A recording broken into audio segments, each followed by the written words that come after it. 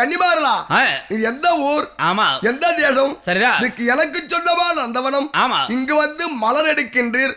பரவாயில்ல சபாஷ். சரிதா. இருந்தாலும் நீங்கள் எல்லாம் எந்த தேசத்தை சேர்ந்தவர் என்றார். சரிதா. தேவலோக கன்னிகள் என்றார்கள். ஆமா. ஓ சபாஷ், கன்னிமார்களா? ஆமா. அப்படி என்று சரிதா. காமத்தை கொண்டு அதோ அரக்கனாகப்பட்ட கடல் கண்டாசூரன் அன்னையால் 7 பேரையும் கட்டி தழுவ சென்றார்.